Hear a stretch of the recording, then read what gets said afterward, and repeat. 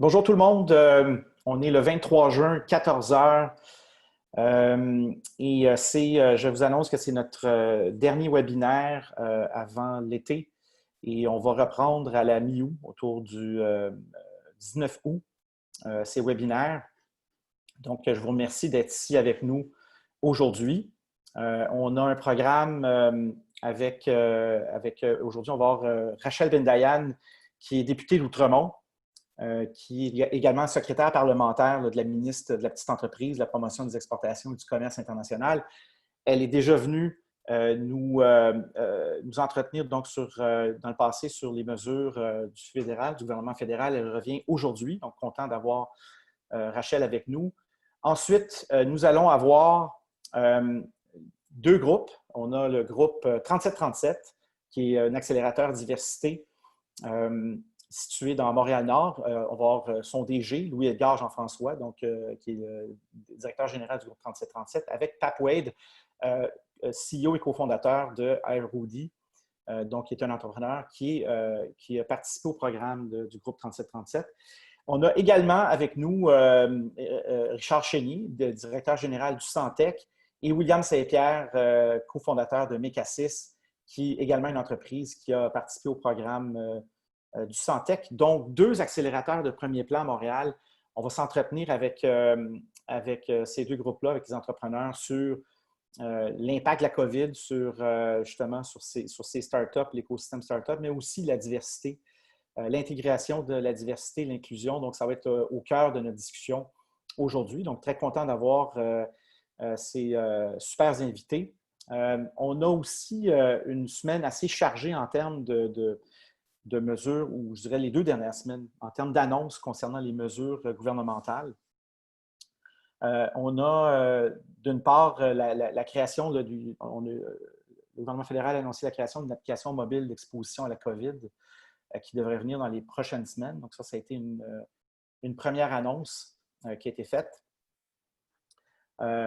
Également, il y a eu le prolongement de la prestation canadienne d'urgence de 8 semaines pour un total de 24 semaines. Le calculateur qui est annoncé, donc un outil qui aide les entrepreneurs à faire une estimation du montant de la subvention salariale. Bonjour Rachel. Je vais attendre que tu connectes ton micro. Je vais poursuivre avec les annonces de programme. Un rappel sur certaines également qui sont nouvelles. Il y a un partenariat mondial sur l'intelligence artificielle qui est annoncé en collaboration avec le gouvernement du Québec. Il y a eu le lancement du compte d'urgence retardé, préalablement annoncé pour le 19 juin. 62 millions de dollars pour le Fonds canadien pour la stabilisation des produits de la mer, disponible depuis le 22 juin. Donc ça, c'est parmi les annonces qui ont été faites récemment, qui viennent en sus de celles qui ont été faites depuis le début de la crise. Et j'ai le plaisir d'avoir avec moi encore une fois Rachel. Bonjour Rachel, est-ce que ton micro fonctionne maintenant? Oui, oui. Bonjour. Parfait, super. Ça Ça va? va bien? Oui, ça va super bien. Merci, Patrick. Alors, tu as l'honneur d'être la seule invitée à revenir deux fois à Oh, ce webinaire. C'est le record détenu par Rachel Bendayan. merci. Wow. Tout un honneur. Alors, Ben oui, merci d'être là avec nous aujourd'hui. non, ça fait très plaisir. Puis, comme tu disais plus tôt, Patrick, je pense que ça fait un mois ou deux, là, je ne sais pas, on perd un peu le sens du temps, mais la dernière fois que je suis venue, je parlais un peu des programmes qui étaient en place à l'époque. Alors, je ne vais pas trop me répéter, je vais peut-être juste rapidement aborder quelques autres aspects de notre réponse comme tu venais de Ouais.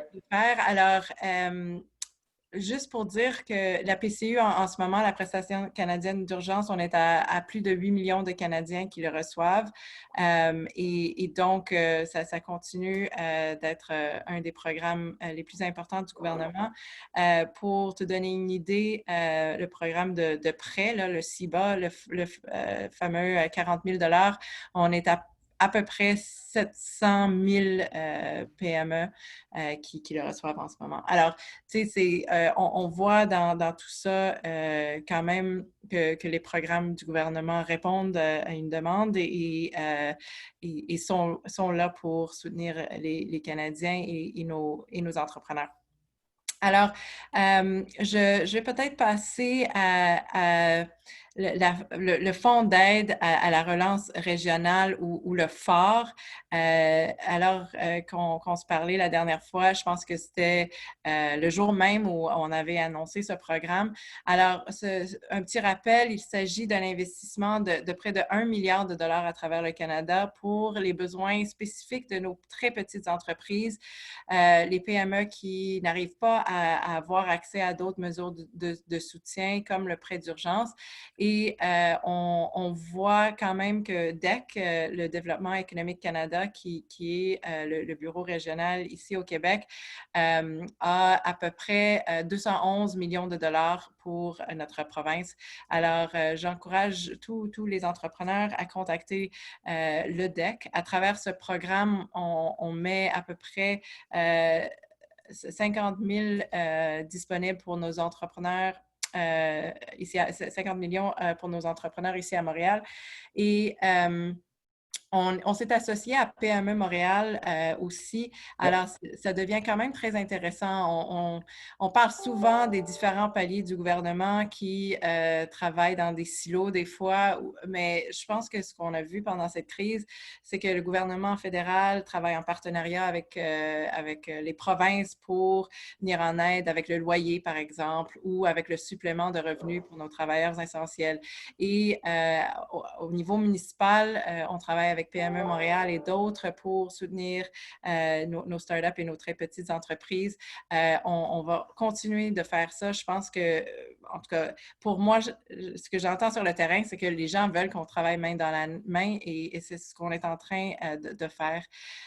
On est aussi à un moment où on regarde avec le ministre Fitzgibbon pour la bonification au programme d'aide au loyer. Il a fait déjà une annonce pour qu'on change de programme ici au Québec. Ça a été bien reçu.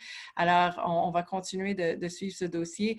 Auparavant, le propriétaire devait payer ou assumer 25 du loyer.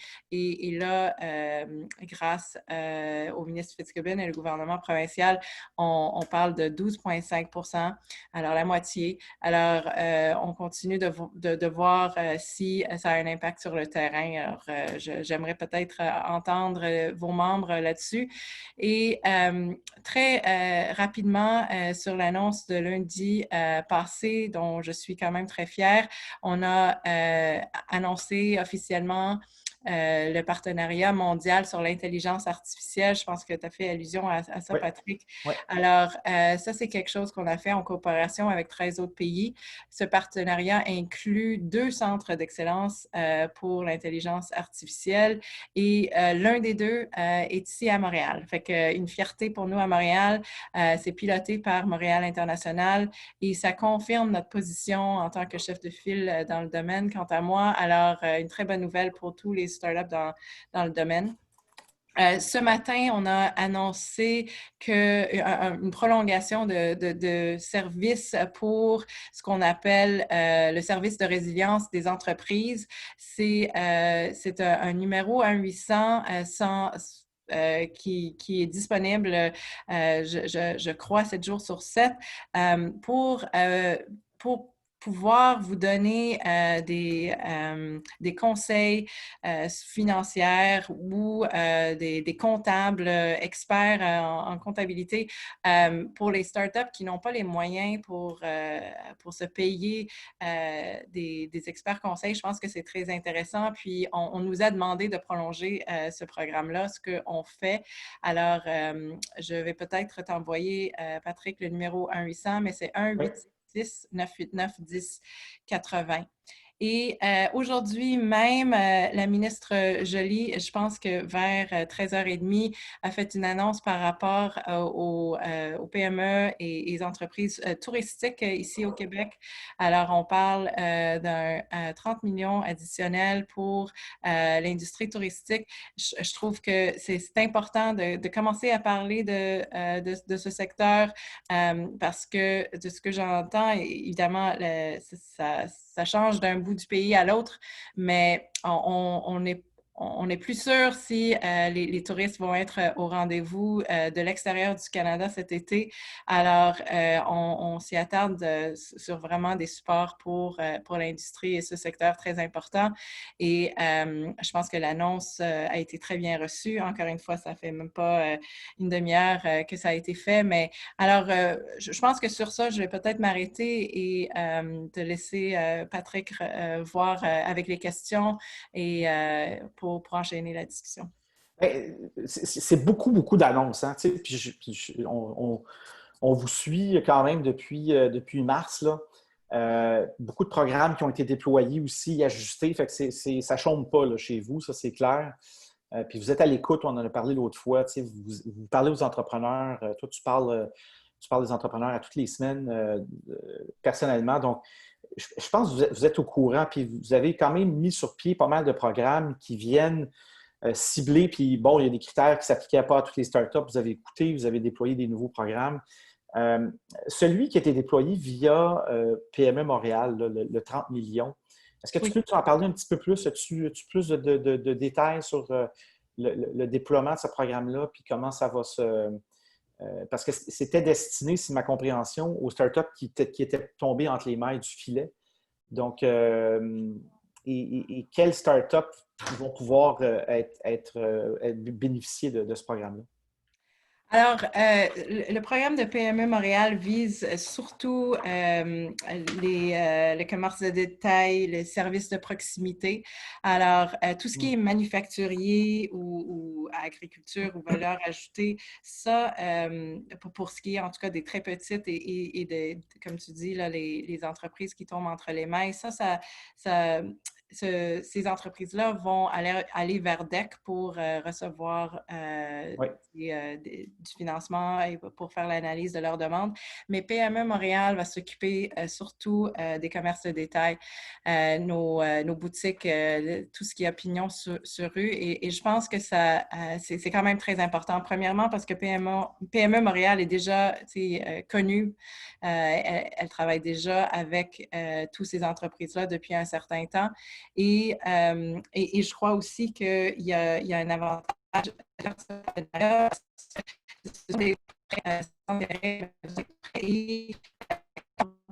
l'argent retourner dans les poches, dans les coffres de PME Montréal. Alors, on est en train, avec cet argent du gouvernement fédéral, de réinvestir dans PME Montréal. Alors, ça, c'est l'argent qui va rester à PME. Je ne sais pas, dans 10-15 ans, l'argent va être encore là pour notre écosystème. Mm-hmm. Mm-hmm. Et donc, il y a ce programme-là, il y a le programme de DEC, il y a le compte d'urgence. Fait que, on a quand même couvert pas mal de terrain. Il y a encore certains entrepreneurs qui ne rentrent pas là, dans toutes ces cases, mais on sent que le gouvernement a fait un très, très bon bout de chemin. Encore une fois, je tiens à vous féliciter, là, toi et l'équipe. Là, vous avez quand même fait un travail de fond. Puis on sent l'authenticité dans la démarche, ça fait que je tenais à le souligner encore une fois. Le partenariat sur l'intelligence artificielle m'intrigue. Est-ce que tu as plus d'informations là-dessus? Comment c'est arrivé? Comment ça a été échafaudé, ce partenariat? Puis qui va hoster, qui va opérer cette entente-là à Montréal? Alors, c'est Montréal International qui est un peu notre partenaire de tout ça. C'est le ministre Baines qui, au niveau du cabinet du gouvernement fédéral, qui chapeaute ça. Et je pense que c'est quelque chose qui va nécessairement attirer d'autres startups, qui va attirer tout un écosystème. Alors, en tout cas, c'est ça notre souhait, certainement.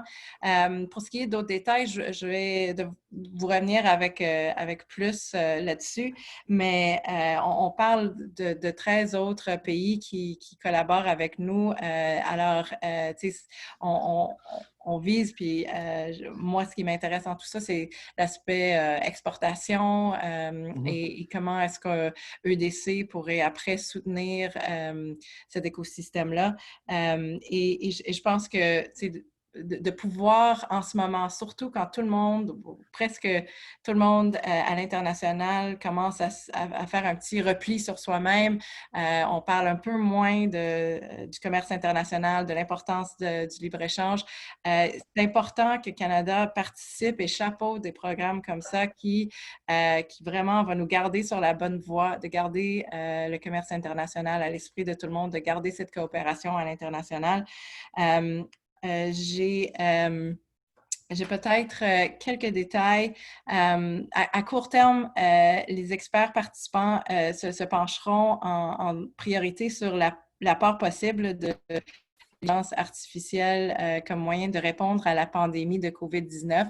Fait que dans un premier temps, ça va avoir un aspect plus COVID. Mais par la suite, on parle de l'utilisation responsable de l'intelligence artificielle, le gouvernance des données, ce qui ici au Canada, on trouve ça très important.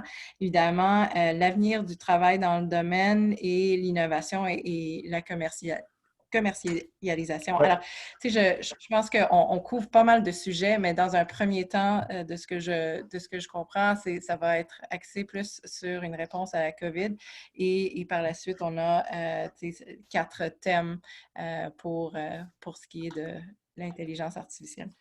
Oui, puis ça va être, c'est quand même une Montréal International. J'étais avec eux hier pour l'événement Collision, puis ils font vraiment un gros boulot là, pour attirer les investissements de l'extérieur. Puis l'AI, c'est vraiment une plaque tournante à Montréal. Là, donc, je pense que ça tombe sous le sens qu'on développe, qu'on fasse partie de cette espèce de consortium international. Il y a un autre groupe à Paris dont j'ai entendu parler. Là, Oui, ben non seulement est-ce qu'on fait partie, mais le Canada sera l'hôte de la première des séances en 2020, en décembre. Alors, je pense qu'on prend quand même un rôle de leadership là-dedans. Absolument. L'autre sujet qui nous anime pas mal, c'est la relance. On a beaucoup parlé de la crise sanitaire, là, puis je sais que vous planchez là-dessus. Est-ce que tu peux nous parler un peu de votre perspective sur la relance en termes de timing? Qu'est-ce qui va en faire partie? C'est quoi les moteurs de la relance? Comment vous voyez ça? Absolument, c'est un sujet qui m'interpelle énormément. Hier, on m'a invité, Équiterre et d'autres organismes ont convoqué des députés de tous les différentes partis au fédéral pour pouvoir parler de la relance. C'est quelque chose que je discute également avec les résidents de mon comté. J'ai lancé une consultation publique sur une relance économique, une relance verte. Appelle-le ce que vous voulez. Je pense que c'est important de rebâtir mieux. Et on est au stade de voir à ça. Hier, on avait une rencontre avec le premier ministre. On a discuté de l'importance de bien faire ce travail-là. On a une opportunité de rebâtir, on a une opportunité de revoir nos programmes alors que on est en train de façonner notre vision pour l'avenir au Canada.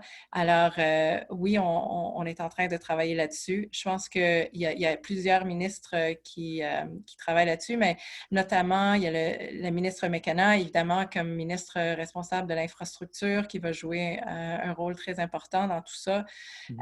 C'est important de recommencer nos projets. Je pense au port de Montréal, entre autres. Il y a des projets intéressants. Il y a l'aéroport de Montréal Montréal. Alors, c'est pas juste créer des projets shovel-ready pour dire qu'on a des projets, c'est pour créer des projets structurants qui vont non seulement créer des emplois aujourd'hui, mais demain et après-demain aussi. Alors, on est en train de voir à ça et évidemment, c'est aussi une opportunité de penser à l'autre crise qui est à notre porte, qui est toujours là.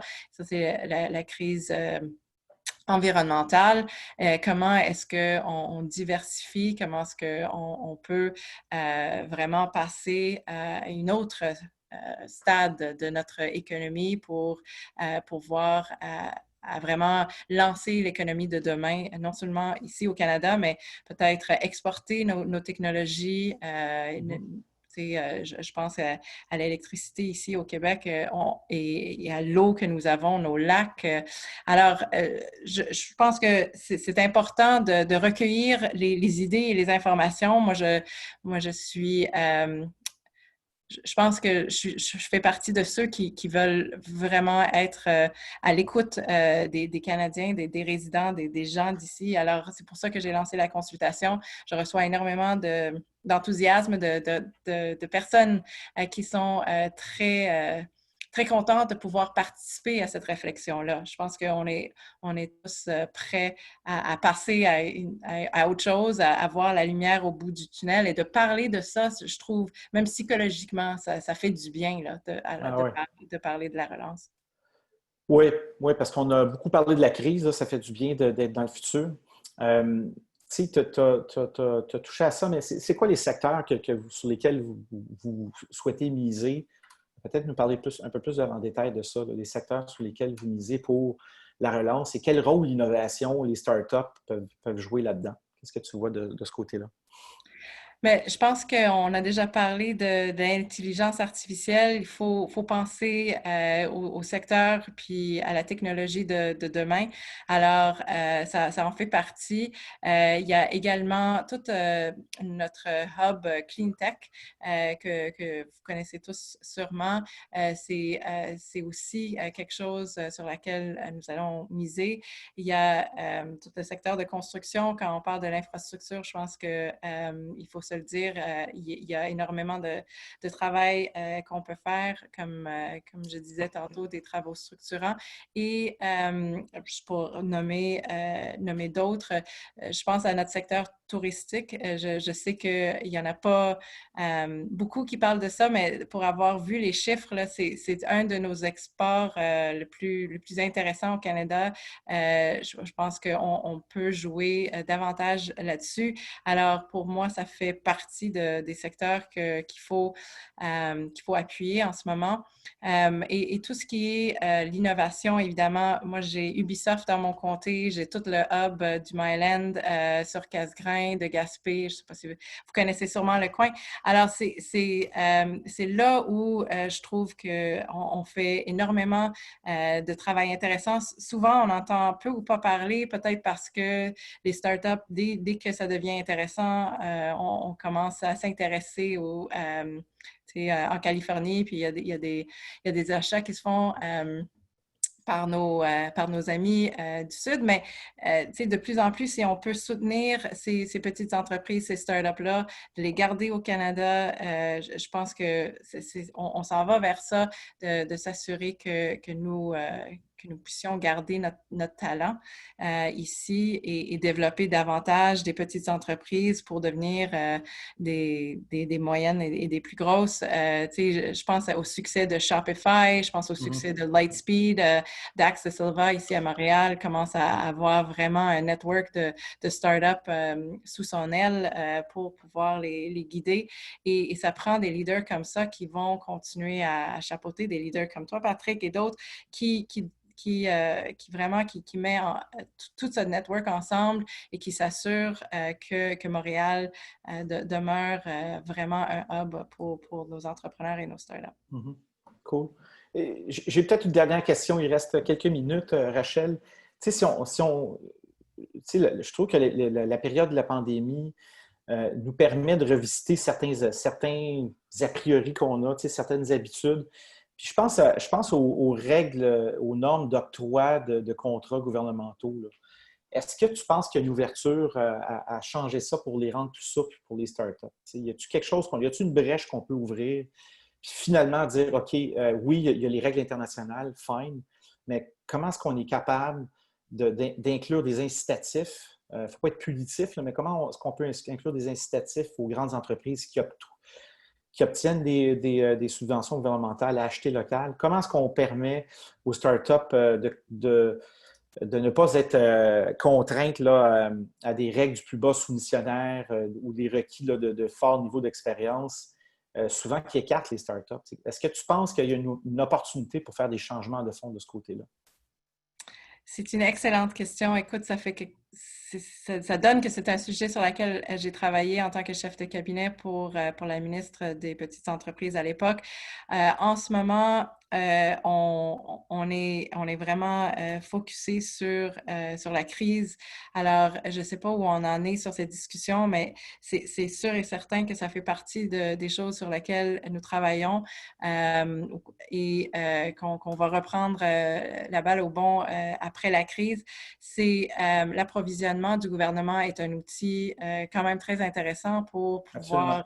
aider les startups, pour pouvoir aussi aider nos entrepreneurs marginalisés. Je pense aux entrepreneurs femmes de la communauté noire, les entrepreneurs autochtones.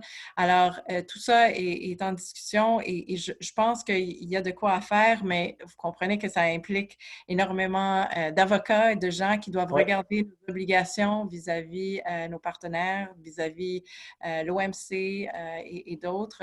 Il y a des règles quand même très strictes aussi sur, comme tu disais, là, sur le plus bas soumissionnaire. Fait que c'est pas évident et on est contrainte avec d'un certain aspect, mais c'est pas quelque chose là, qu'on a mis de côté, loin de là. On continue d'y travailler. Je pense que c'est une opportunité qu'on a, en fait, d'effectuer un changement de fond. Puis on l'a entendu, on a entendu même son cloche à Québec également.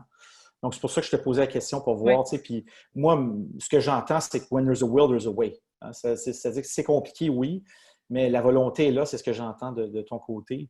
Et ça, déjà, ça, c'est un bon point de départ parce que c'est là aussi où le gouvernement peut jouer un rôle comme donneur de contrat auprès de la communauté startup. Et chaque fois que quelqu'un le soulève, ça me donne des outils. Là je peux écrire au ministre pour dire, ben là, tu sais, bonjour Startup nous a demandé ça. Fait que, tu sais, je pense qu'on perd souvent de vue l'importance puis le pouvoir là, dans les voies du grassroots et des entrepreneurs sur le terrain, parce que c'est quand j'ai ce feedback-là que je peux pousser encore plus. Absolument, absolument. Ben, merci, Rachel, d'avoir été là, de t'être prêté au jeu une seconde fois. Donc, Merci. tu vas être sur notre Hall of Fame. Et puis, au plaisir de se croiser un jour en personne. Et je te souhaite une bonne fin de journée. Et je vois que vous avez des invités là, qui vous attendent, groupe 3737 avec qui je travaille en ce moment. Fait que c'est vraiment super et bonne discussion. Les invités de marque. Ben oui. Merci, Rachel. Salut, Patrick. Au Merci. revoir. Ciao. Bon, messieurs, je vous invite à ouvrir vos caméras et vous joindre à nous. Donc, on va commencer dans quelques secondes. Très heureux de vous avoir. Et d'ouvrir vos micros également, n'oubliez pas, c'est essentiel pour pouvoir s'exprimer. Donc, on a l'honneur d'avoir deux accélérateurs incubateurs de premier plan à Montréal. Le premier que je veux présenter, c'est le groupe 3737 et le second, ensuite, ça va être le Santec, qui sont tous des collaborateurs pour nous. Donc, wow, on a quelqu'un qui veut s'exprimer. Dans l'appel. Donc, Louis-Edgar, je te laisse présenter le groupe. Ensuite, Richard, tu prendras la parole. Merci, Patrick. Laisse-moi commencer par saluer tes invités, à saluer l'auditoire. Bien content d'être avec vous autres aujourd'hui pour parler de très beaux sujets. Je salue également Rachel. Donc, effectivement, c'est un plaisir de travailler avec l'équipe. Donc, le groupe 3737, pour ceux qui ne le savent pas, on est un écosystème entrepreneurial synergique. Notre but, c'est de créer du développement économique, développement social dans l'Est de Montréal, plus précisément dans le quartier Saint-Michel, qui, il n'y a pas si longtemps, a été considéré comme étant le deuxième quartier le plus pauvre au Canada, après Montréal-Nord, qui est juste à côté. Donc, notre but, c'est de stimuler l'activité commerciale. Là, on le fait par le biais de l'entrepreneuriat, donc d'entrepreneurs issus de la diversité et de l'inclusion. En tant que comptable, j'aime beaucoup les statistiques. Donc, en termes de pourcentage, on a accompagné 81%. 80% de nos entrepreneurs sont issus de la diversité et de l'inclusion. 68% de ces entrepreneurs-là sont des communautés noires directement. Donc, notre but, c'est vraiment d'avoir un écosystème qui est synergique, mais aussi qui est très inclusif. Mais on veut quand même répondre à des besoins spécifiques liés à la diversité et l'inclusion, et également les communautés noires. Donc, c'est un plaisir de collaborer. On a tout un écosystème entrepreneurial là. C'est le fun de voir Richard, de voir Patrick, bon, Pape et William, donc tout le monde. Donc, ça me fait plaisir d'être là avec vous. Super. Richard, à ton tour. Bon début d'après-midi à tout le monde. En tout cas, milieu d'après-midi, je ne sais pas trop. Bref, Santec, pour ceux qui ne nous connaissent pas, entrepreneur Deep Tech basé à Montréal. Donc, on accompagne de talentueux entrepreneurs comme William que vous allez rencontrer tantôt. On est basé au centre-ville de Montréal. Santec est très focusé sur les hautes technologies, comme je le mentionnais tantôt, mais aussi beaucoup de plaisir à travailler avec plein de monde.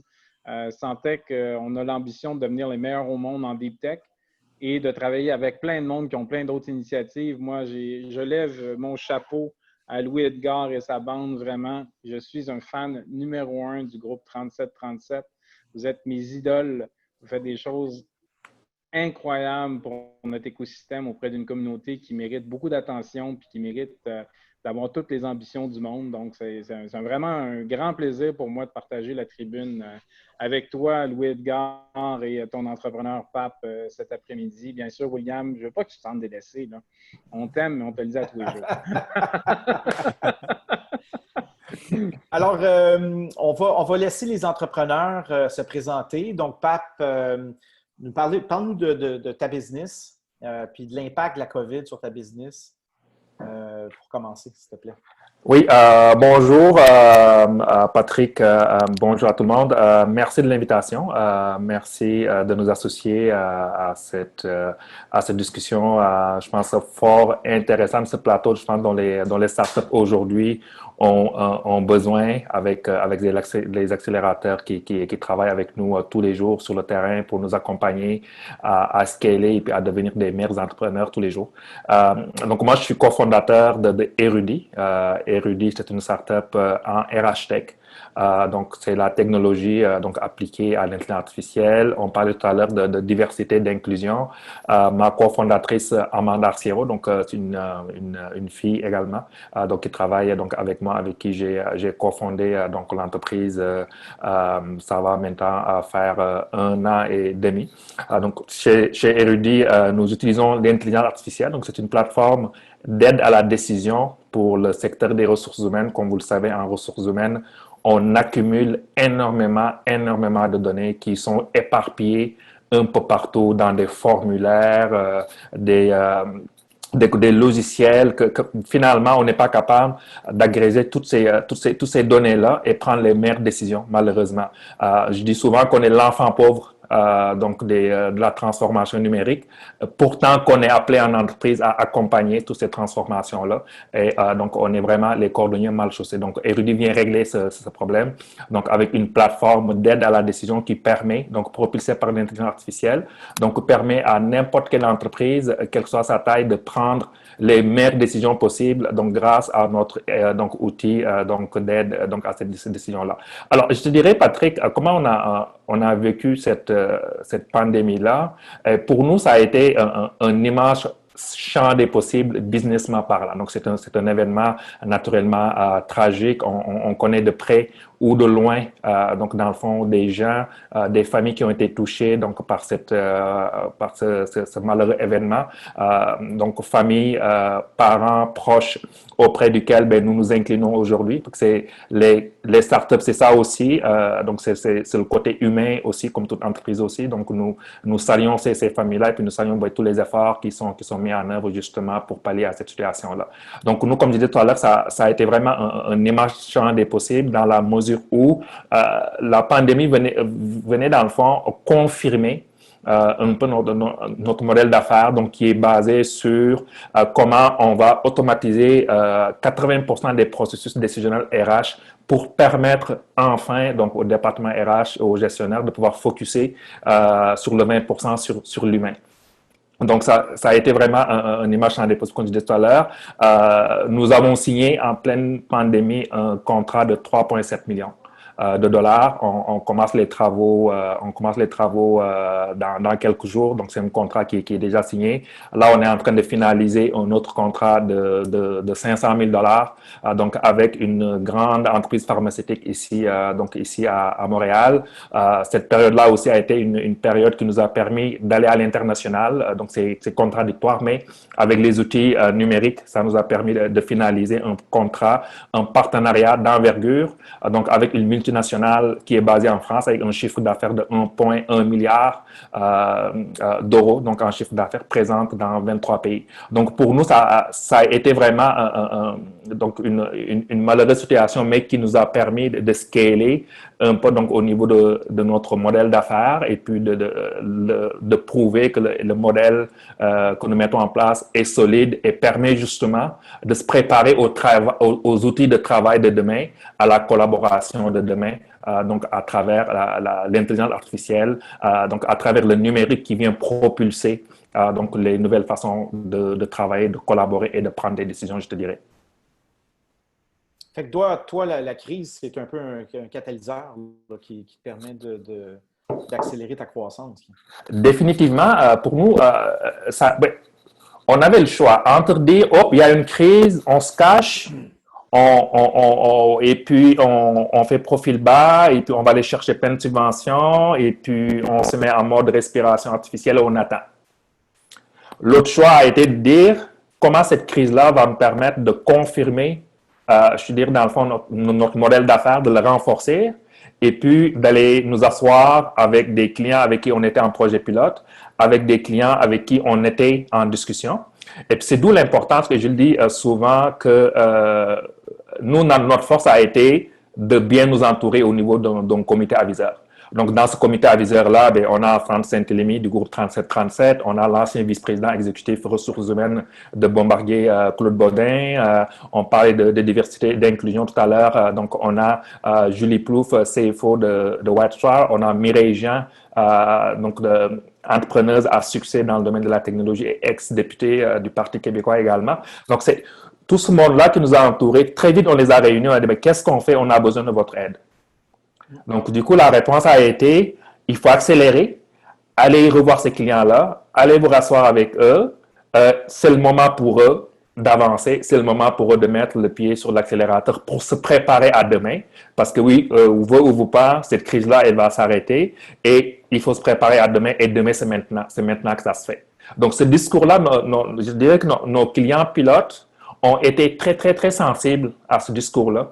Pour une grande entreprise, d'aller, dans le fond, de signer un contrat de 3,7 millions en pleine période de pandémie, il faut vraiment croire à l'outil qu'on vient mettre en place. Il faut vraiment être prêt à se préparer à demain pour ça, pour qu'une multinationale en France nous fasse confiance et nous donne accès à des millions de données aujourd'hui sur lesquelles on est capable de les aider parce qu'il veut se préparer à l'après. Et comme je disais tout à l'heure, l'après, c'est maintenant que ça se prépare.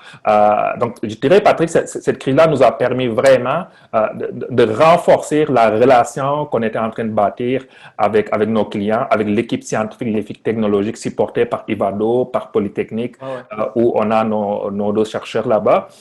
Et puis, le comité aviseur inclusif, divers également, avec donc cette richesse-là qui nous a permis de mieux nous muscler, de nous préparer justement à scaler pendant cette période-là. Cool. Merci, merci Pape. On va passer à William Saint-Pierre. Donc, qui était dans le programme Santec. Aussi, on me signale chez Montréal-Inc, tu es lauréat de Montréal-Inc également. Donc, félicitations, William. Parle-nous un peu de ta business, puis de l'impact de la COVID sur Mecasys. Good. Donc, merci à tout le monde d'être présent. Mon nom, c'est William. Comme que Patrick a mentionné, je suis président de Mecasys. Donc, une compagnie un peu différente de PAP, mais je pense que c'est intéressant de voir des profils assez différents. Je trouve ça bien.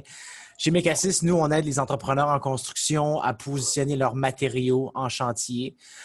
Principalement, comment c'est fait en date d'aujourd'hui, si on fait une installation de mur, les gens vont prendre le tape à mesurer et un outil qu'on appelle le chalkline, qui est une ligne de craie qu'on est capable de venir marquer les plans de construction sur les planchers de manière permanente. Donc, nous, on a remplacé cette étape-là en bâtissant un projecteur laser qui permet d'afficher les plans de construction à l'échelle réelle sur les chantiers.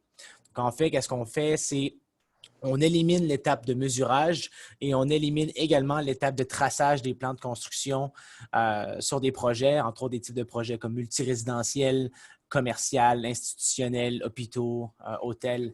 Donc, des projets qui ont énormément beaucoup de traçage. Puis, on vise à vraiment aider nos clients de 3 différentes façons.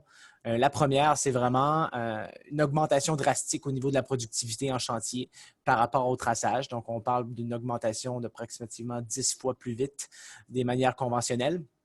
Également, une augmentation en termes de qualité parce qu'on on bâtit un produit qui est de très haute précision. Donc, on est en mesure d'offrir également cette précision-là sur les chantiers. Et finalement, c'est très complexe pour les clients en système intérieur ou des entrepreneurs en construction de trouver la main-d'œuvre qualifiée pour faire cette tâche-là. Donc, nous, on est en mesure de venir vraiment simplifier le processus et permettre à plus de gens de pouvoir faire la tâche de traçage sur un chantier. Donc, grosso modo, on développe un outil hardware de très haute précision qui permet d'afficher les plans de construction. Également, connecté à ça, il y a une tablette app qui permet de faire le contrôle de la machine et également un portail web pour être en mesure aux gestionnaires de projet de faire la gestion de leur traçage en chantier. Puis, au niveau du COVID, je pense qu'il y a beaucoup d'entrepreneurs qui ont eu certainement peur par rapport au COVID. Bien entendu, je pense que ça l'a fait peur un peu à tout le monde en commençant. Ça l'a pris par surprise plusieurs gens. Je pense que nous, de notre côté, on a été un peu chanceux dans cette crise-là. On venait tout juste de closer une ronde de financement. Donc, ça nous a permis d'être vraiment assez confiants de passer à travers cette crise. Étonnamment, l'industrie de la construction a été fermée pendant 7 semaines au Québec. Dans les autres provinces, ça a été plus de manière intermittente. Même chose pour les États-Unis également. Donc, de notre côté, je pense que même si l'industrie de la construction a fermé, ça a vraiment permis aux entrepreneurs en construction de prendre une pause sur leurs opérations à l'interne et de penser au futur. De penser au futur en termes de comment augmenter la productivité, comment être en mesure de réduire d'améliorer sa problématique de main-d'œuvre en chantier et comment également intégrer des technologies. Donc, les gens ont été un peu forcés à travailler avec les Zoom, les Google Meet de ce monde. Puis, ça nous a vraiment donné une bonne traction. En même temps, on a également lancé notre vidéo commerciale en ligne. Donc, on a eu énormément de traction par rapport à ça. Je pense que ça a été super intéressant. On est en mesure de faire de la publicité à très, très bas niveau, seulement au Québec. Et on a des clients à l'international qui nous ont contactés avec cette pub-là. Donc, on s'est vraiment mis confiance sur notre aspect marketing de notre produit. C'est un produit assez innovateur. Les gens sont capables de voir concrètement qu'est-ce que ça fait, donc également de voir l'opportunité sur leurs opérations. Donc, on a eu énormément un deal flow de clients très intéressant. Pour ça, ça a été vraiment bon. Puis, c'est même un peu contre-intuitif, je dirais, là, parce que l'industrie de la construction a fermé, mais d'ici 2020 à 2030, l'industrie de la construction ne sera plus la même et à l'échelle internationale. C'est vraiment là où est-ce qu'il va y avoir un gros changement en termes de construction. Il y a un gap technologique en construction qui est énorme, puis une opportunité énorme aussi pour une business comme la tienne. Exact. Puis, il y a 2 aspects. Il y a l'aspect financier qui est très important pour un client, mais aussi l'aspect émotionnel. Parce qu'on discute avec certains de nos clients, des clients que ça fait 30 ans qu'ils sont en entreprise, ils ont fondé leur entreprise eux-mêmes. Puis maintenant, c'est l'aspect familial qui prend la relance. Puis nos clients nous disent, William, ça fait 30 ans que je gère ma business. Ça ne me tente pas que mon fils, que ma fille gère ma compagnie de la même façon que je l'ai gérée il y a 30 ans. On n'est plus dans la même époque. Puis il faut que ça change. Donc, l'aspect financier est quand même l'aspect le plus important, mais il y a toujours l'aspect émotionnel aussi qui est assez important. Ben, good. Voulais-tu finir? Je ne voulais pas te couper, William. Oui, bien, un autre aspect aussi que ça a été impacté. Donc, il n'y a pas juste eu du positif non plus, mais ça, je pense que c'est pour l'ensemble des entreprises hardware. Tout l'aspect de supply chain a été ralenti drastiquement et c'est à l'international. Donc, on avait beaucoup de nos composantes qui venaient de la Chine, surtout les pièces mécaniques. On a décidé de vraiment rapporter ça au Québec. Donc, je pense que c'est bénéfique pour l'économie québécoise. Bien entendu, nous, ça nous coûte plus cher, mais n'empêche qu'on est capable de réduire nos lead times de production, s'assurer qu'on est capable de produire plus de machines plus rapidement. Donc, somme toute, je pense que c'est assez bénéfique pour l'industrie de la construction, pour Mecasys et pour l'industrie en général. Surtout côté manufacturier, beaucoup de répatriement de la manufacture ici. Là. Excellent, William. Merci. Merci de ton témoignage. Merci, Pape. Là, je veux basculer la discussion dans un thème, le thème de l'heure, qui est l'inclusion dans le cadre de Black Lives Matter. Puis, tu sais, quand je pense à l'écosystème startup, je pense à notre compétitivité à l'international. Tout le monde dit qu'on a de la diversité à Montréal, mais je pense qu'on lague encore en termes d'inclusion. Puis on sait tous que la performance de nos organisations, la performance globalement de notre écosystème en dépend de cette intégration-là. Donc, c'est le sujet qu'on a décidé ensemble d'aborder hier quand on s'est préparé pour cet appel. Donc, je vous lance la question, messieurs. Groupe 3737, groupe Santec, comment est-ce qu'on va? Quelles sont les actions concrètes? Parce que là, on est à l'heure de l'action.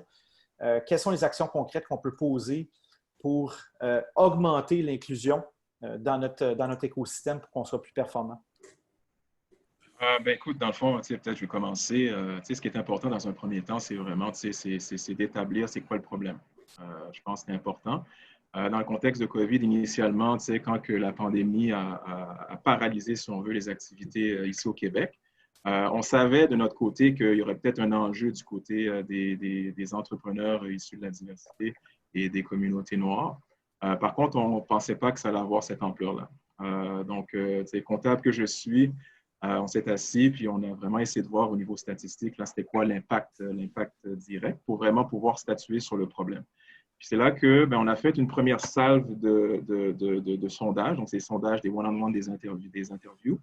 Et sur 51 entrepreneurs, à l'époque où quand les mesures ont été annoncées, on avait seulement 6 entrepreneurs sur 51 qui avaient accès ou qui étaient en voie de bénéficier des mesures. Donc, ça sonnait un premier signal d'alarme. Par la suite, c'est sûr que signal d'alarme, il fallait,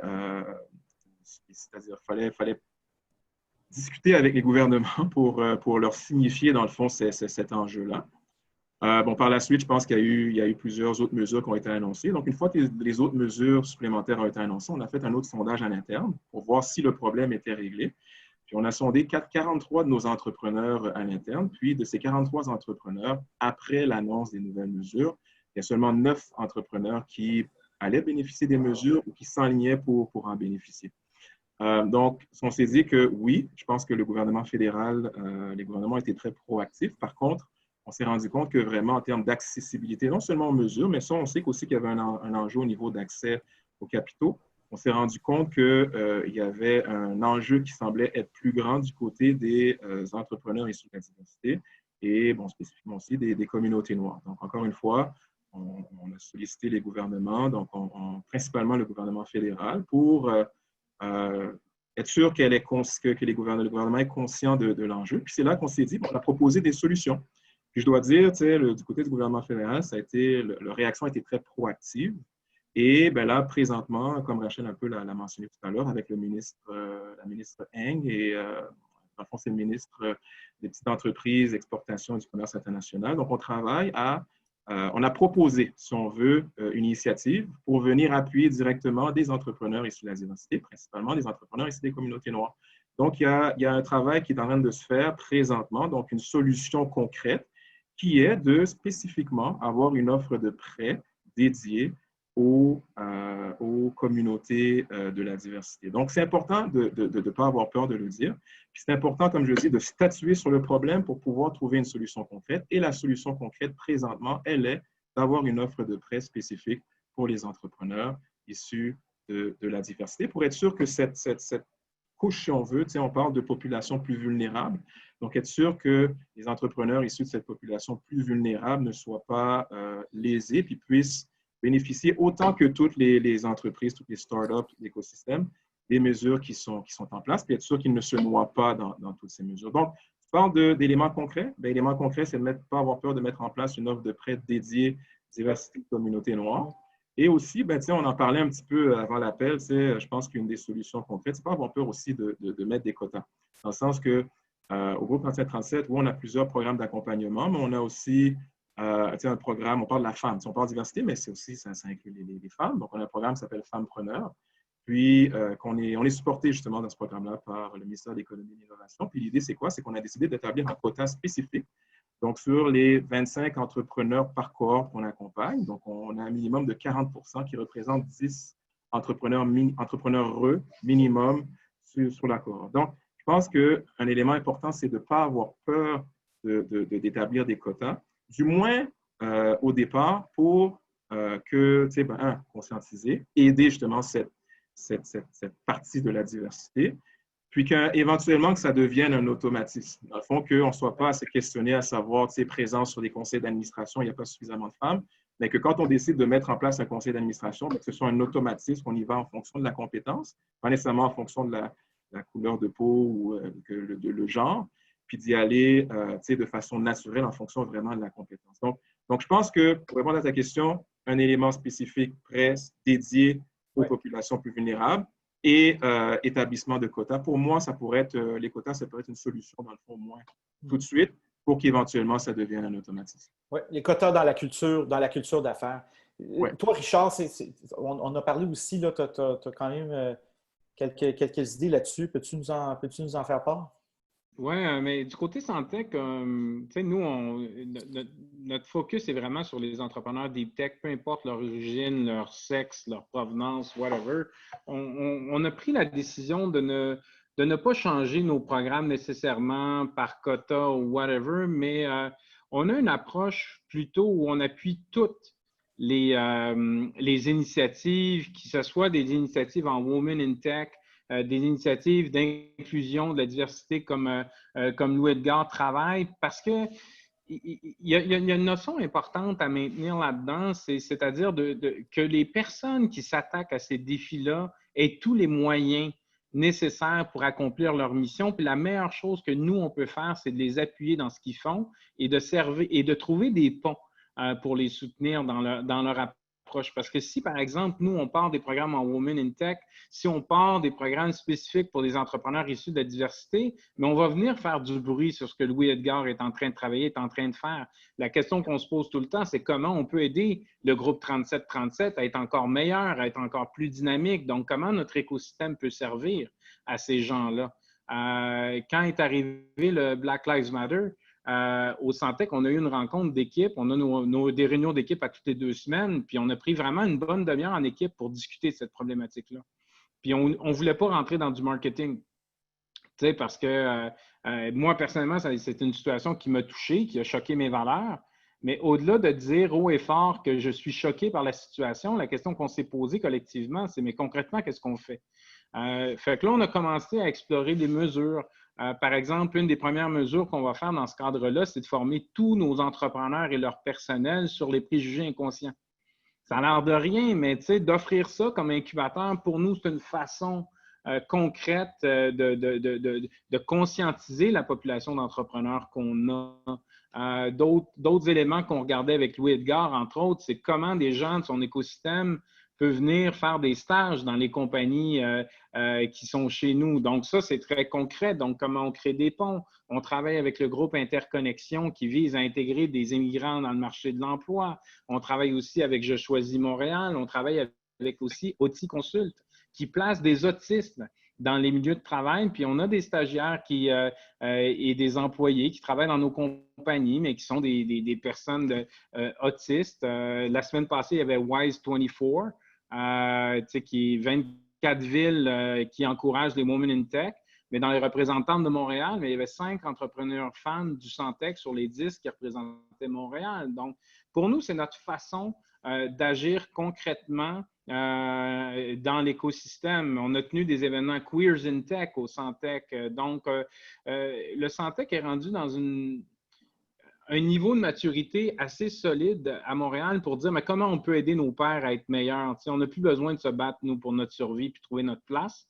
Mais on doit continuer à supporter ceux qui s'attaquent à des angles très précis, comme le font le groupe 3737. Puis, je le disais d'entrée de jeu, Louis Edgar et Franz, ce qu'ils font au groupe 3737, c'est mes idoles. Je suis allé les visiter. J'ai eu une super belle visite il y a l'été dernier du groupe 3737. Puis, à chaque fois, je me dis, mais comment je peux aider ces gens-là pour faire en sorte que notre société soit plus équitable, que tout le monde ait l'égalité des chances, puis que chacun puisse s'épanouir, puis accomplir ses ambitions. Donc chapeau, ces gens-là méritent d'être soutenus. Puis je pense que la meilleure façon de les aider, c'est de leur poser la question « Comment on peut vous aider? » et non de partir plein d'initiatives qui sont complètement déconnectées, mais qui ne sont pas directement en lien avec ceux qui travaillent au front. Parce que je connais le groupe 3737, là.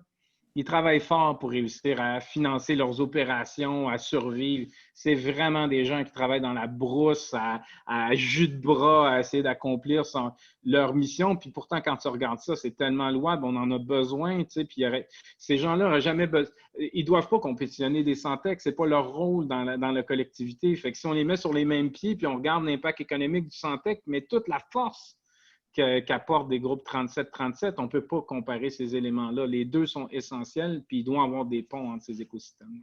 Parfait. Et complémentaires également, c'est ça la clé.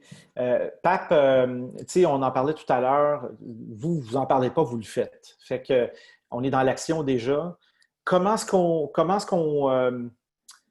propage cette culture-là organisationnelle de diversité auprès des autres pour qu'on passe de l'inconscient au réflexe, que ça devienne un réflexe pour les entrepreneurs dans notre écosystème? Écoute, Patrick, et je pense que tout à l'heure, tu as prononcé, je pense, un mot très, très important qui signifie concrètement, le mot concrètement. Ouais. Je pense que tout est là dans le fond. Parce qu'on peut bien partir sur des envolées lyriques, etc. Je pense qu'on n'est pas là. On est ici autour, on est des entrepreneurs. Je veux dire, c'est le concret qui nous intéresse, c'est l'action qui nous intéresse. Et puis, comme dirait la pub, just do it, il faut le faire. Il faut le faire. Moi, quand je suis allé cofonder l'entreprise, je l'ai fait avec une fille. Tout simplement, une Québécoise pur jus, je veux dire, que je salue au passage. Je veux dire, quand on est allé former le comité aviseur, tout de suite, le premier réflexe a été, parce qu'on l'oublie souvent, ça. Je veux dire, les gens qui t'entourent, qui te conseillent, il faut que tout simplement, que ce soit le reflet de ta culture organisationnelle, de tes valeurs d'entreprise. Donc nous, autour de la table du comité aviseur, je veux dire, c'est une diversité de talents, d'origine, je veux dire, mais également de savoir-faire. Donc, on a des gens en technologie, on a des gens en finance, on a des gens en ressources humaines, je veux dire, et puis on a des gens de différents horizons, filles, je veux dire, d'autres couleurs, d'autres cultures, etc. Et puis, je pense que le jour où on n'aura plus peur de nommer ces choses-là, que ça soit quelque chose d'évident, je veux dire, de tout à fait normal, je pense qu'on arrivera à voir le bout du tunnel d'une part. D'autre part, c'est aussi au niveau de l'embauche, tout simplement. C'est-à-dire que quand tu embauches des gens, nous, je vois dans l'entreprise, il y a des gens qui viennent de l'Iran, il y a des gens qui viennent du Liban, il y a il y a des gens qui sont originaires du Lac-Saint-Jean, etc. Fait que cette culture-là, pour nous, on en est arrivé à dire que c'est évident. C'est une évidence pour nous. C'est dans l'ADN de la startup. Et puis, quand on fait tout simplement nos intégrations, quand on embauche donc un nouvel employé, c'est des choses sur lesquelles on insiste vraiment, sur lesquelles on n'a aucun complexe, aucun truc à parler, parce que pour nous, c'est évident. Et puis, pour la petite anecdote, Patrick, moi, quelque chose qui m'a beaucoup touché quand j'ai négocié notre contrat, c'est quand même un gros contrat qu'on allait chercher de 3,7 millions. je suis sûr de l'entreprise, d'une autre culture, d'autres façons de voir, etc. Ben, le contrat qu'on allait chercher, on allait le chercher dans la ville de Québec. Je veux dire, les propriétaires de l'entreprise, je veux dire, à aucun moment, ça ne paraissait que Pape, il vient d'une culture de ci, de telle couleur, etc. Je veux dire, c'est des gens de la ville de Québec, je veux dire, et puis, je veux dire, ils nous ont fait confiance, je veux dire, et puis, je pense que c'est parce qu'ils ont vu dans l'ADN, dans la valeur de l'entreprise, dans la façon qu'on fonctionnait, que ces éléments-là, je veux dire, de race, de trucs, etc., c'était pas important pour nous. Qu'est-ce qui était important, c'est qu'est-ce qu'on apportait autour de la table, qu'est-ce qu'on créait comme valeur pour ces entreprises-là. Ils nous ont fait confiance, je veux dire, ils nous ont dit, OK, on va y aller, on va de l'avant avec vous, 3,7 millions de dollars qu'on signe, on commence les travaux. Pour qu'est-ce qu'on a fait en France? Moi, j'ai travaillé en France pendant des années, etc., je veux dire, le contrat qu'on allait chercher avec une multinationale de 1,1 milliard de chiffre d'affaires d'euros également, quand on était autour de la table, je veux dire, ces questions-là n'étaient même pas en latence, ils n'étaient même pas en suspens. C'était évident. Mais pourquoi? Mais parce que nous, autour de la table, on a su apporter, je veux dire, ce vent de fraîcheur-là, je veux dire, on le voit dans l'ADN de l'entreprise, etc. Je pense que le jour où on va arriver, et puis je pense que comme entrepreneur,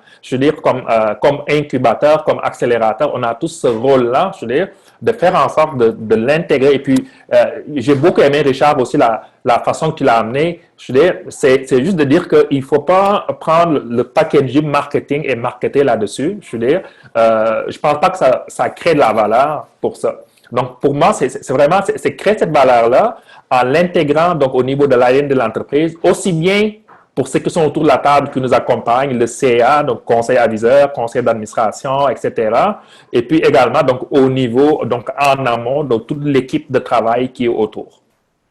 Oui, puis ce que j'entends encore une fois, c'est d'être dans le concret, c'est d'être dans l'opérationnel. Comme on opérationnalise ça, là, on est rendu à 15 heures, on excède le temps. Moi, ça ne me dérange pas parce que la discussion est riche. Puis c'est sûr qu'on va peut-être perdre une couple de participants qui avaient des rencontres à 3 heures, mais poursuivons un peu, si vous permettez, messieurs, si vous êtes disponibles. On va se faire plaisir. Puis d'ailleurs, c'est le dernier show avant l'été, fait que let's go. Go out with a bang. Avant que tu sais, William, de ton côté, tu entends tout ça, tu sais, puis toi, tu as touché un peu à ça, la volonté est là. Comment est-ce qu'on met ça en action, puis comment est-ce qu'on l'intensifie, ça? Premièrement, je suis vraiment d'accord avec Pape, là, en fait.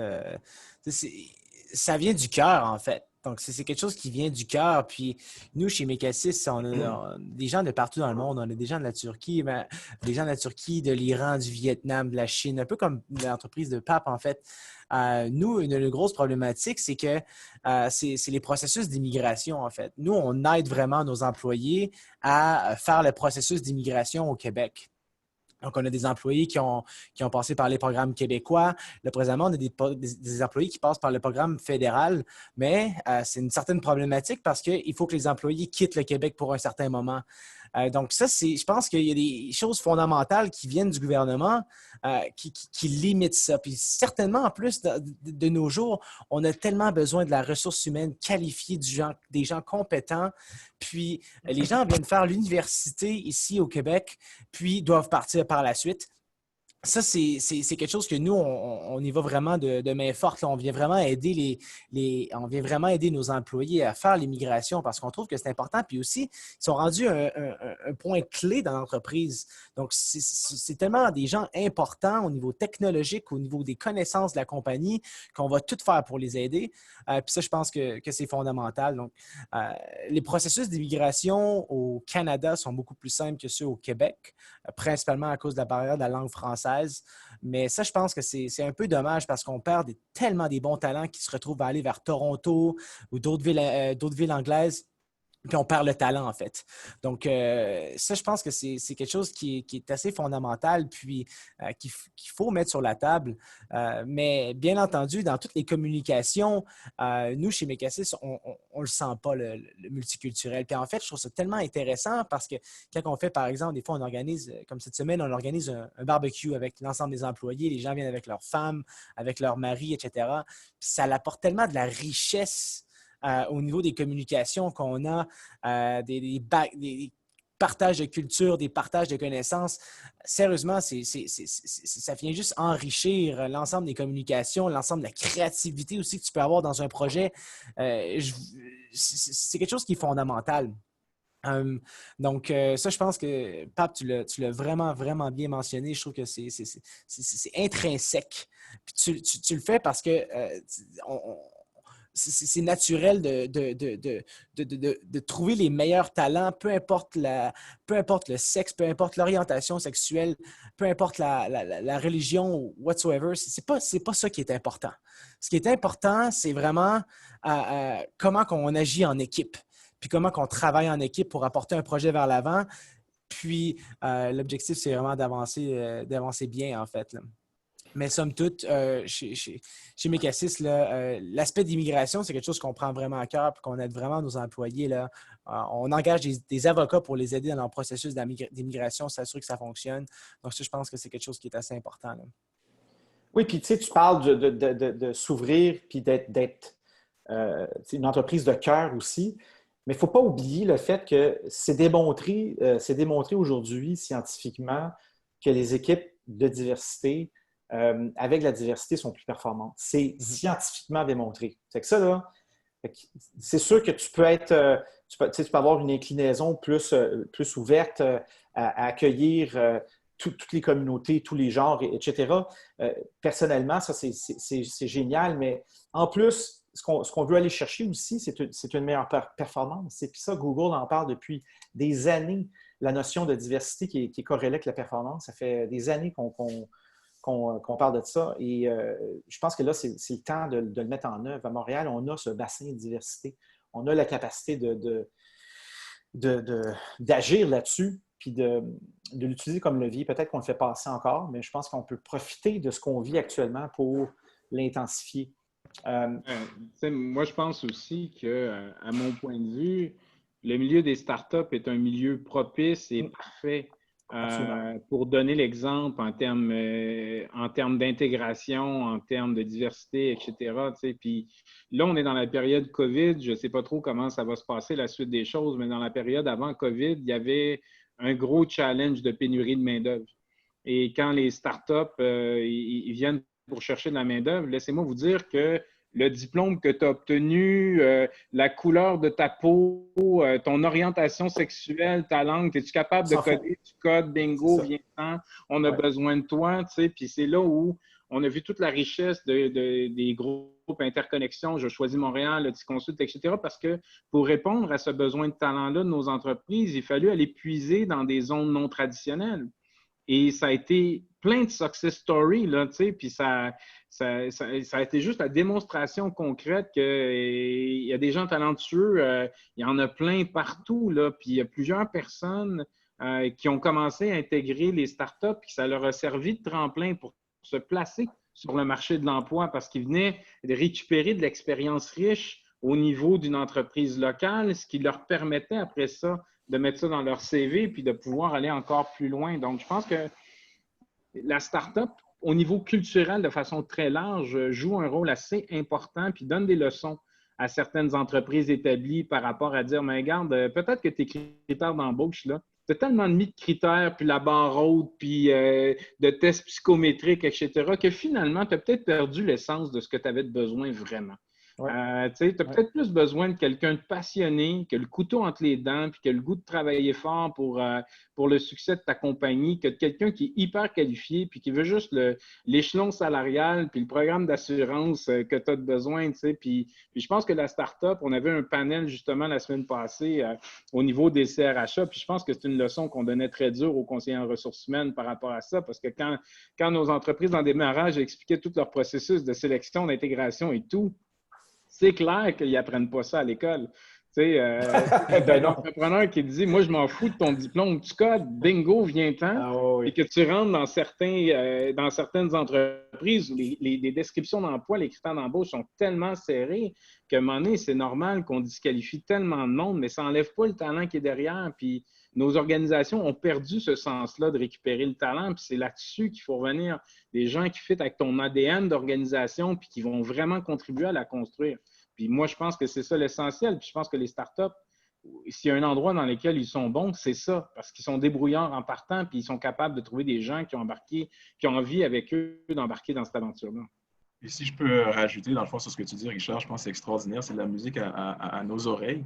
Je te dirais, au niveau de l'écosystème startup ici à Montréal, comme tu dis, là, l'entrepreneur, il est vraiment dans l'action. Lui, il développe son entreprise, il veut créer des choses, puis lui, il n'a pas le temps de regarder l'aspect couleur de peau, l'aspect homme-femme. C'est pas un élément qui regarde. Puis tu parlais tout à l'heure, William, de l'aspect intrinsèque.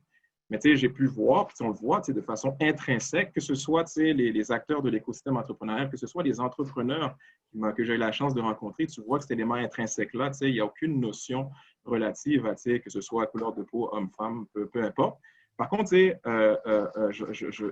constaté du côté plus professionnel, cet élément jeunesse qu'on retrouve dans les startups, cet élément aussi, vouloir créer quelque chose. Du côté professionnel, tu as un aspect qui est un peu plus mécanique dans les choses. Ce qu'ils connaissent, dans le fond, ils y vont en fonction de ce qu'ils connaissent. Puis souvent, ce qu'on se rend compte du côté professionnel, c'est pas nécessairement tout le monde qui connaît la diversité.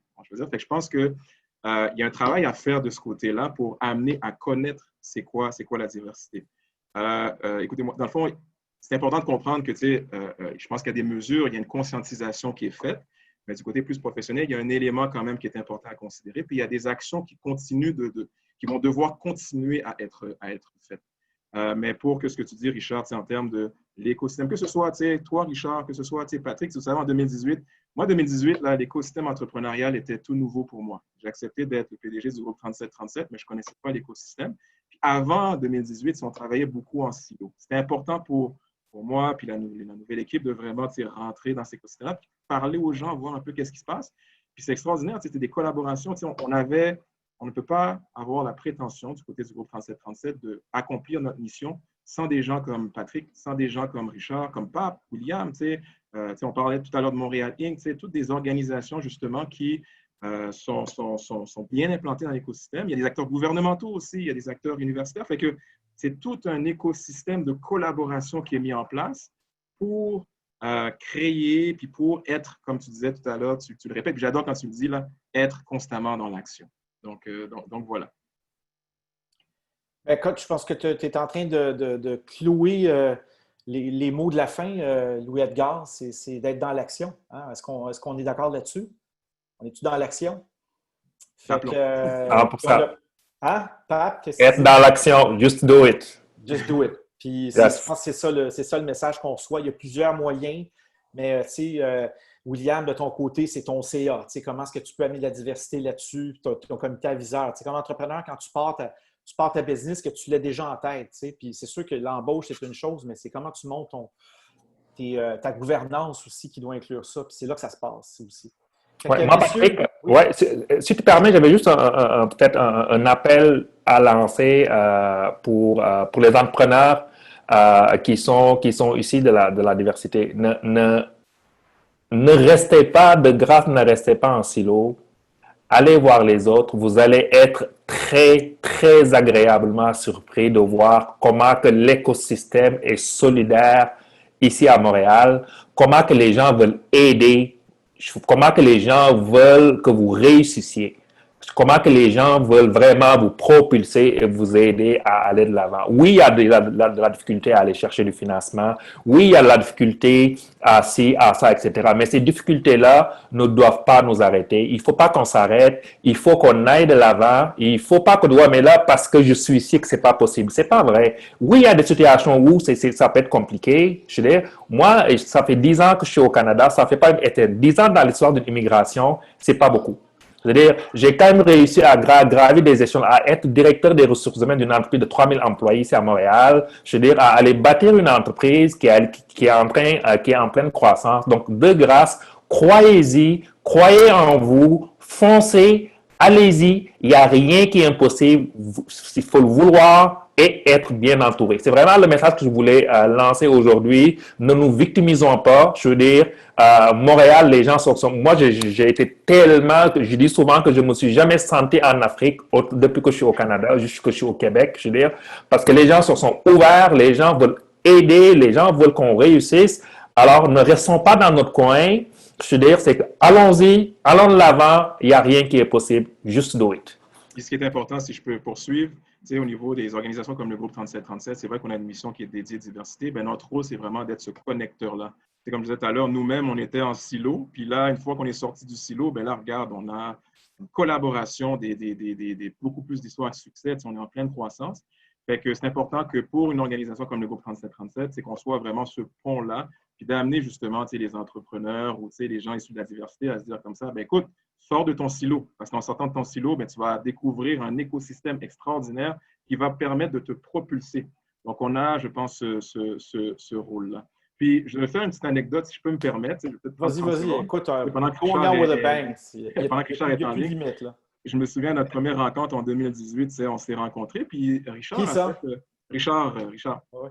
Moi, puis on s'est rencontré aussi Patrick, je me souviens, là, j'étais fanatique de toi, mais Richard, à un moment donné, il était au tableau, puis il m'a fait comme un genre de 15 minutes là, d'école. Il m'a construit un petit schéma de c'est quoi que ça devrait être un modèle de développement économique. Mais sache, Richard, ce schéma-là, dans le fond, c'est sûr que je l'ai bonifié en cours de route, mais c'est un schéma que j'utilise jusqu'à aujourd'hui. Puis qui fait en sorte que le groupe 3737, je pense, au niveau de nos actions, qu'on est en développement. Fait que c'est un message de dire, ne restons pas en silo, travaillons justement avec des gens qui étaient à l'époque, qui sont peut-être plus expérimentés à certains niveaux, collaborons, qui ont une expertise plus poussée à certains égards, collaborons, puis encore une fois, faisons un changement concret et restons dans l'action concrète. Yes, sir! Messieurs, on ferme la saison en beauté. Je pars avec enthousiasme. Je vous souhaite un bel été et au plaisir de vous croiser en personne. Moi, je vais finir. Je vous laisse fermer votre caméra. Je finis avec un petit mot de la fin. Puis à bientôt. À bientôt, messieurs. Merci tout le monde. Merci beaucoup. Merci à tous. Ciao. Super, à bientôt.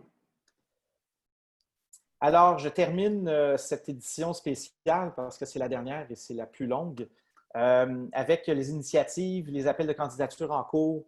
Donc, Collision from Home. Ici, vous allez avoir dans la présentation donc des liens vers chacune de ces initiatives-là. Collision from Home a lieu entre le 23 et le 25 juin. MedStack Digital Health Fellowship to the Montreal Founder Institute le 2 août. Les lundis innovation par Bonjour Startup. Le prix Jalon de la mobilité qui est annoncé pour le 4 septembre. Le dévoilement de Startup Radar qui est un répertoire dynamique de startups et d'accélérateurs, incubateurs, d'investisseurs de l'écosystème startup à Montréal. Allez voir ça.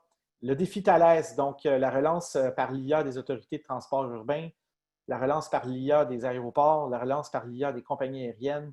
Vous avez les dates qui sont là. Et le défi des promenades Wellington, donc un avenir prospère pour les commerçants de la SDC. Donc, ce sont des défis, c'est des liens qui vous mènent vers les défis, proposer des idées. Ça fait partie de l'initiative qu'on veut mettre en place pour la suite. Donc, vous pouvez répondre au sondage également sur cette édition spéciale aujourd'hui. Et sur ce, je vous souhaite donc belle fin de journée, une bonne continuation pour cet été et au plaisir de vous recroiser tous au courant de l'année. Merci à tous.